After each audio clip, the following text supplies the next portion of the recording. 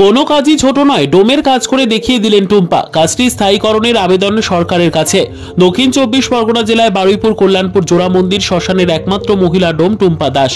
বাবা মারা যাওয়ার পর অভাবের সংসারে হাল ধরতে টুম্পাকে এই পেশা বেছে নিতে হয়। 2014 সালে টুম্পার বাবা বাপি দাস মারা যান। টুম্পার বাবা পেশায় ডোমের কাজ করতেন বারুইপুরের জোড়া মন্দির শ্মশানে। তখন মাঝে মধ্যে শ্মশানে বাবার কাজ দেখতে আসতো টুম্পা দাস। হঠাৎ টুম্পার বাবা মারা যায়। 5 জনের সংসার চালাতে টুম্পা হিমশিম খাচ্ছিল। কি করবে টুম্পা ভেবে পাচ্ছিল না। বাড়ির একমাত্র বড় মেয়ে, টুম্পার বয়স তখন মাত্র 19 বছর। সমাজে অনেকের লাঞ্ছনা সত্ত্বেও টুম্পা কিন্তু নিজের ইচ্ছে এই কাজ বেছে নিয়েছিল। টুম্পা জানতো যে এই কাজ ছাড়া তার সংসার বাঁচানো অসম্ভব।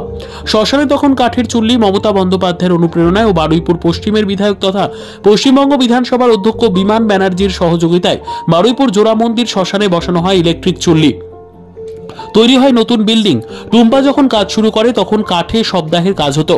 তখন আরো চাপ বাড়তে থাকে টুম্পার, কিন্তু সেই চাপকে সহ্য করে সাহসের সঙ্গে হাসি মুখে কাজ করত। চুল্লি সাজানো থেকে শুরু করে মৃতের অস্থি পরিবারের হাতে তুলে দেওয়া পর্যন্ত এখনো সে সমস্ত রকমের কাজই দেখে। শ্মশানের দায়িত্বটা এখন টুম্পার উপরে।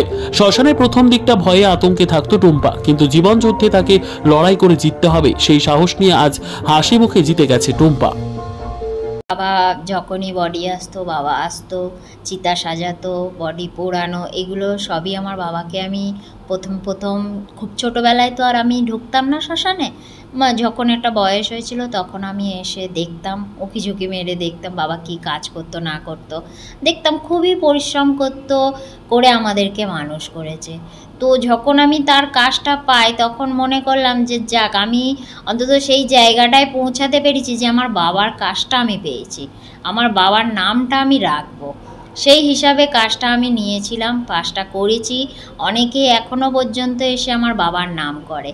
তো আমার মনে এটাই আশা আর উদ্দেশ্য আছে যে আমার বাবা মরে যাওয়ার এত বছর পরও লোকে নাম করছে, কমসে কম সে তো নিশ্চয়ই ভালো কিছু করেছে এই জায়গায় কাজ করে, যে সবাই নাম করছে। তো সেরকম জায়গাটা আমি তৈরি করতে চাইছি। বাবার নাম বাপি দাস। বাড়িতে কে কে আছে?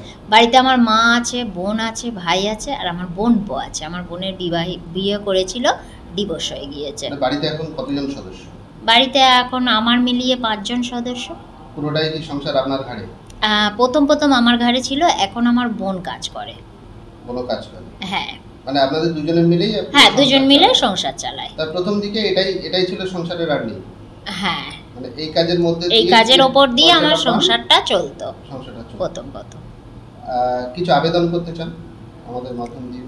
আবেদন বলতে এটা যদি একটু পার্মানেন্ট হয়ে যেত, এই কাজটা যেহেতু আমি 9 বছর করছি, 9 বছর হয়ে গিয়েছে প্রায়, তো আমি যদি একটু পার্মানেন্ট হয়ে গেলে আমি একটু স্যালারিটা বাড়তো, হ্যাঁ একটু সুবিধা হতো। তারপরে কিছু প্রত্যেক মানুষের আশা ইচ্ছা থাকে, তো সেই ইচ্ছাগুলো আমি একটু আধটু পূরণ করতে পারতাম। কারণ এখন যা স্যালারি আর এখানে যা ইনকাম সবই সংসারের ওপরে চলে যায়।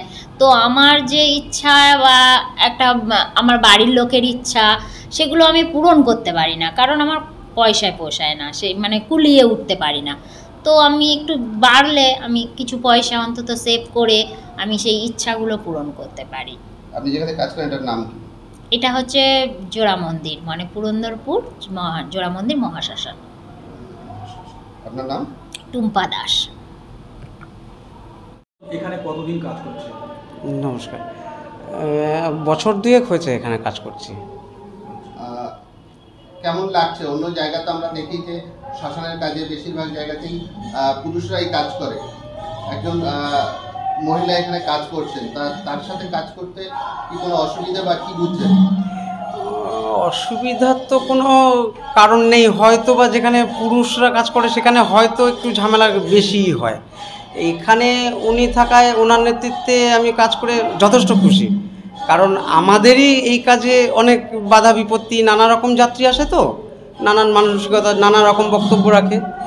তাদের মধ্যে যে ট্যাগেল করার ব্যাপারটা থাকে, যে কর্তৃপক্ষ একটা ট্যাগেল করবে, এখানে কর্তৃপক্ষ বলতে এই টুম্পা ম্যাম, ইনি আমাদের কখন আমরা কাজে যাব, কখন কোন টাইমের মধ্যে কিভাবে মেনটেনেন্স করব, বা যাত্রীর সাথে কীরকমভাবে ব্যবহার করা উচিত। আমি তো এখানকার নই, আমার বাড়ি ক্যানিং। আমি এখানে আসার পরে হ্যাঁ, প্রথম তো আমি অবশ্যই একটু চমকিত ভাব হয়েছিল যে একটা মেয়ে ছেলে কাজ করে।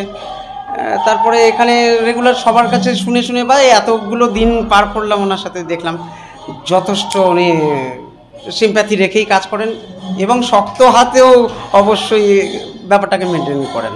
কারণ শ্মশানে তো নানা রকম বাদ বিবাদ অনেক কিছু হয়, সেগুলো মেনটেন করলে এই উনি টুম্পা ম্যামই এখানে শেষ কথা। আমার নাম রমেশ ব্যানার্জি।